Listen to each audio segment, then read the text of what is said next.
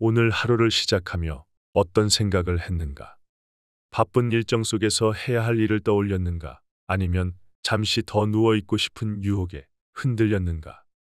우리의 삶은 종종 반복되는 일상 속에 갇혀 있는 것처럼 느껴지곤 한다. 삶의 의미를 묻는 질문은 철학자들만의 전유물이 아니다. 누구나 한 번쯤은 자신의 삶이 어디를 향하고 있는지 고민해 본 적이 있지 않은가? 문득 우리가 하는 모든 노력과 분투는 과연 어떤 목적을 갖고 있는 것인지 의문이 들 때도 있지 않은가? 결국 삶의 무의미함이란 누구에게나 찾아오는 고민이며 때로는 극복할 수 없는 공허함처럼 느껴지곤 한다. 이러한 고통은 결국 소란한 마음으로부터 나온다. 그래서 온라인에서 상품을 판매하는 아마존에서 30년 넘게 사랑받은 책 성난 파도 다스리기를 통해 어떻게 하면 인생의 불안과 혼란 속에서 나 자신만의 균형을 찾을 수 있는지, 삶의 의미를 찾을 수 있는지 도움을 주려고 한다. 정해진 운명은 없다. 운명이라는 말은 어떤 장소, 사람 혹은 시간에 대해 친숙함을 나타낼 때 사용한다. 미래에 대한 개념은 아니다. 우리는 자신의 행동에 관해서만 책임을 질 뿐이다. 우리가 어떤 상황에 빠져서 깊게 관여하다 보면 그것이 미래까지 영향을 미칠 수는 있다. 예를 들면 모임을 만들어 어려운 사람들을 도왔다면 그 결과로 오래도록 좋은 일들이 계속 일어날 수도 있다. 반대로 빚을 잔뜩 지고도 아무런 노력을 하지 않아서 계속 안 좋은 일들이 일어날 수도 있다. 그러니 어떤 경우든지 우리에게 생긴 일은 우리 행위의 결과인 것이다. 운명이 아니라 필연인 것이다. 원인은 미래에 있지 않고 과거에 있다. 삶에는 대본도 없고 예정된 동선도 없다. 가능하면 스스로를 억압하는 것들을 없애보자. 각각의 행위를 완결 지음으로써 원인을 줄여나가는 것이다. 오로지 현재에만 관심을 두고 언제나 최선을 다하는 것이다. 정해진 목적이나 운명 혹은 숙명이란 없다는 사실을 이해하고 미래를 자유롭게 놓아주자. 이러한 태도야말로 진정한 인생을 더 열려있게 해줄 것이다. 당신은 이미 충분히 준비되어 있다. 사물은 영원히 그대로 머물지 않는다. 겨울바람이 무언가를 파괴하는 순간에도 자연은 새로운 생명을 위한 준비를 멈추지 않는다. 모든 것이 사라지는 듯 보일지라도 그 과정은 새로운 것들이 생겨날 기회를 제공하고 또 다른 순환의 시작을 열어준다. 고통과 진통 속에서 새로운 것이 성장한다. 싹이 발아하여 땅을 뚫고 힘차게 솟아오르는 순간 오래도록 준비해온 생명의 절정을 보여준다. 모든 일이 갑작스럽게 일어난 것처럼 보여도 실제로는 보이지 않는 미묘한 순환의 결과인 것이기 때문이다. 씨앗 속에는 성장을 위한 완벽한 구조가 내재되어 있다. 그 구조는 거대한 나무와 다를 바 없다. 시간이 흐르고 적절한 환경이 더해지겠지만 그 조건들이 씨앗 자체의 본질에 무언가를 더하는 것은 아니다. 씨앗 속에는 이미 모든 가능성이 담겨 있다. 당신의 삶 역시 마찬가지다. 지금 필요한 것은 단지 약간의 시간과 인내일 뿐이다. 모든 것은 당신 안에서 자라고 있으며 순환의 법칙에 따라 당신을 새로운 가능성으로 이끌 것이다. 잠시 소란을 멀리해보기. 혼란스러운 세상 속에서 홀로 평온을 찾는다는 것은 큰 위안이 된다. 아등바등한 소란한 삶이 아닌 내면에서 고요한 목소리를 들어보자. 다른 사람들이 어떻게 생각하느냐 하는 것은 아무런 문제가 되지 않는다. 우리는 대부분의 사람들이 알지 못하는 내면의 목소리를 들으며 살아간다. 내부의 욕구를 깨닫고 그것과 단순한 본능을 구별할 줄 아는 힘을 기르는 것은 수양에서 아주 중요한 목표인 것이다. 우리 내부에는 여러 가지 목소리와 특성, 욕망과 성향이 뒤섞여 있다. 존재의 상태에 도달하기 위해서는 그런 것들을 잘 분별하기 위하여 다른 소리들을 죽일 줄 알아야 한다.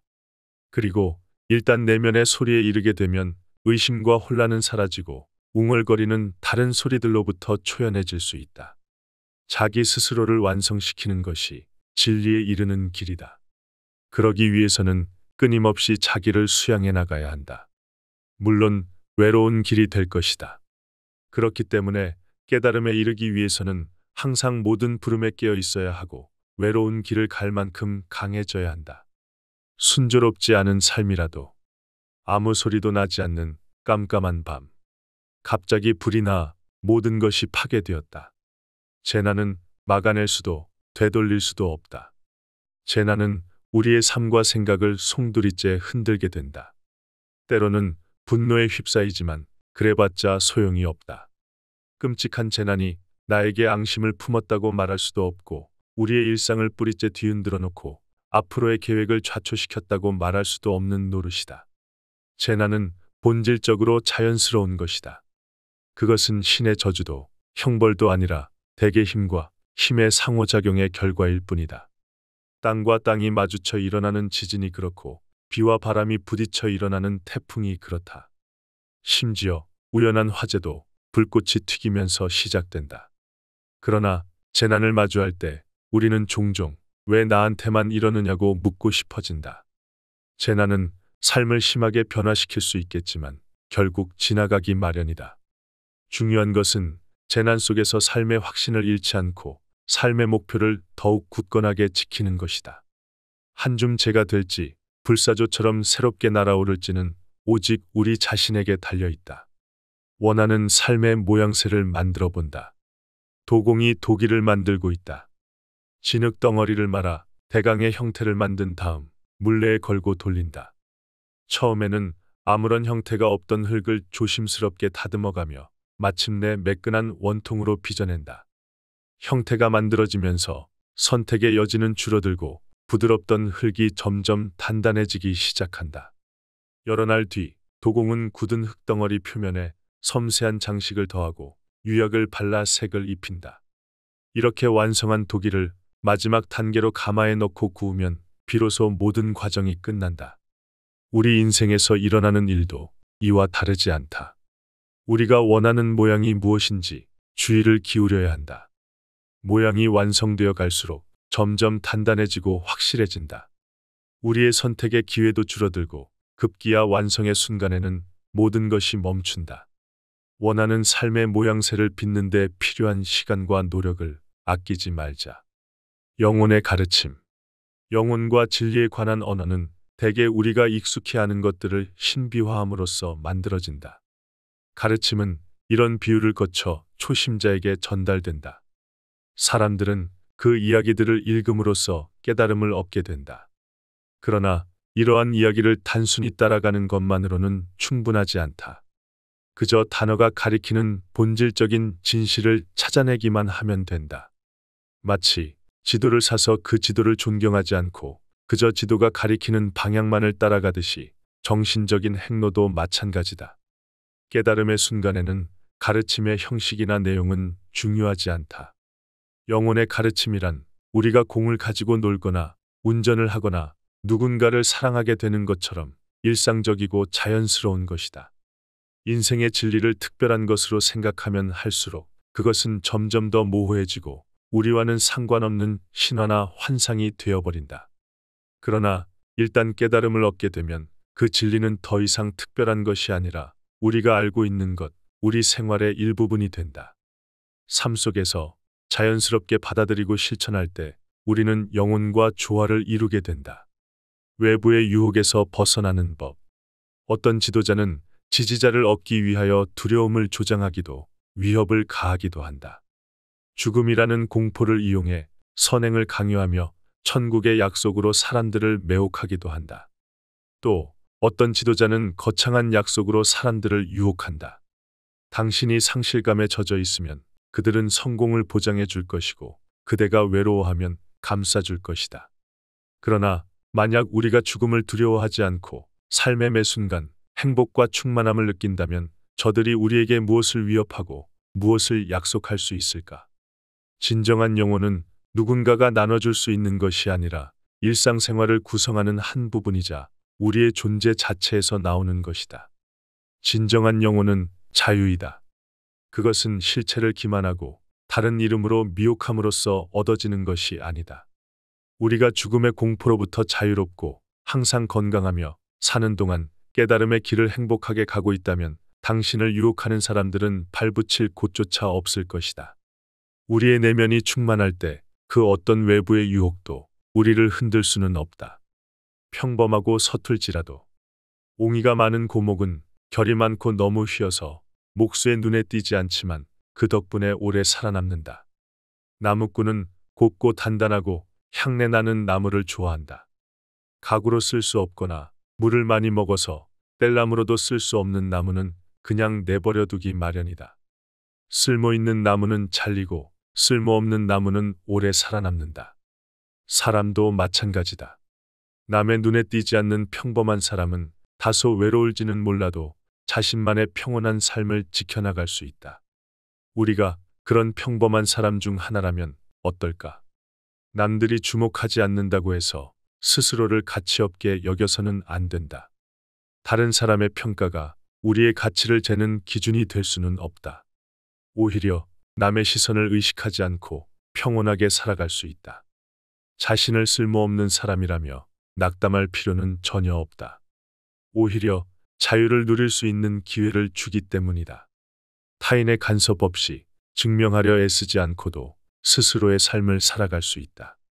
평범하고 서툴지라도 온전히 자신만의 길을 걸어가 본다. 삶의 집착 속에서 어느 한 수도사는 세상살이에 너무 지쳐 탈 속의 상징으로 머리를 깎았다. 그러나 지금 그는 작은 모자를 쓰고 어디론가 떠났다. 자기의 하찮은 소유물을 버리고 부름을 받았다고 말하는 사람을 보면 우습게 느껴진다. 왜 실제로는 그러지 못하면서 세계를 포기하는 것일까? 머리를 자르기 전에 우선 집착을 버릴 수 있는지 스스로에게 물어보길 바란다. 영적인 길에 들어섰다고 말하기 전에 세속적인 욕망을 포기할 수 있는지 물어보자. 나는 지금 수도사들을 비웃으려는 것이 아니다. 다만 인생의 어떤 길에나 희생과 고난이 있다는 사실을 말하고 싶은 것이다.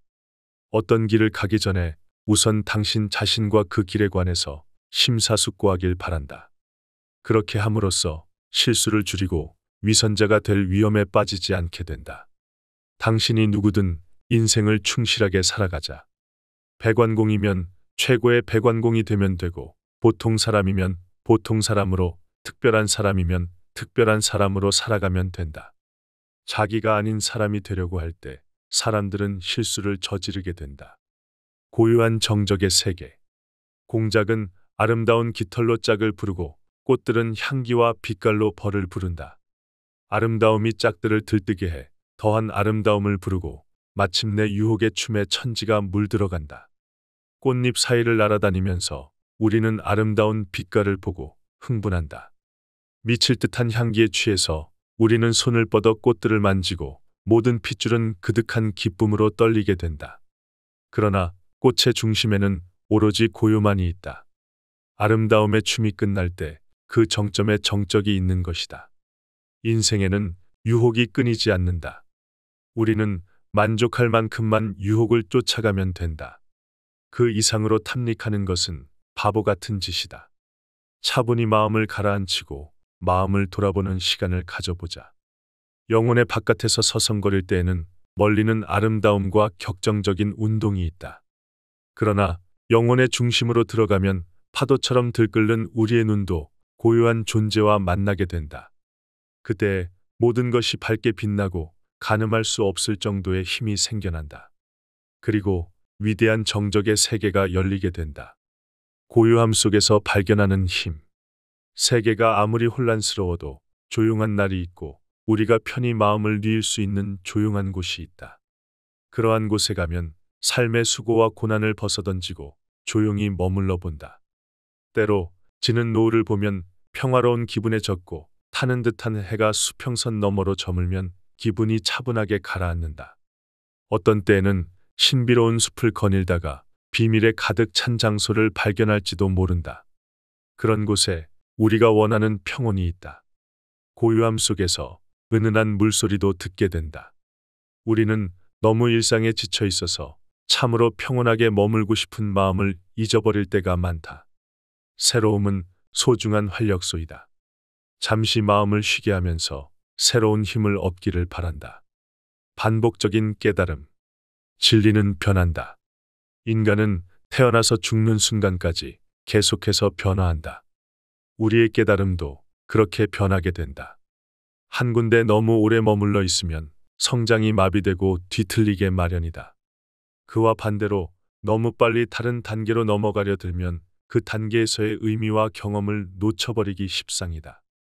점진적인 발전은 계속되는 불균형을 조금씩 극복하면서 나아가는 과정을 보여준다. 뒤를 돌아보고 앞으로 나아가는 과정을 반복하는 것이다. 경험이 반복되어서도 안 되고 누락되어서도 안 된다. 적절하게 분간하면서 옮겨가는 것이 중요하다. 인생의 여러 단계를 거치면서 한 단계에서 다른 단계로 넘어가는 것을 인지해야 한다. 이곳에서 저곳으로 건너간다는 사실을 이해하길 바란다. 때로는 졸업이나 결혼 같은 과정도 겪을 것이다. 개인적인 선언을 계기로 옮겨갈 수도 있다. 그 이유가 무엇이든 다음 단계를 언제 시작하고 언제 끝낼 것인가에 대해 명확하게 인지하자. 이 우주가 거대한 바퀴의 살을 따라 움직이는 이유도 그 때문이다. 스스로가 삶의 기준이 되는 삶을 살기를 바란다. 여기서 소개한 내용 외에 성난 파도 다스리기에서는 끝없이 밀려오는 불안과 혼란 속에서 균형을 잃기 쉬운 우리에게 동양 철학과 도가 사상을 현대적으로 해석하여 하루하루 깨달음을 선사하고 따뜻한 격려를 전한다. 만약 인생에서 파도치는 마음이 들고 마치 전쟁 같은 순간들을 맞이할 때 이 책이 그 파도를 고요하게 하는데 많은 도움을 줄 것이다.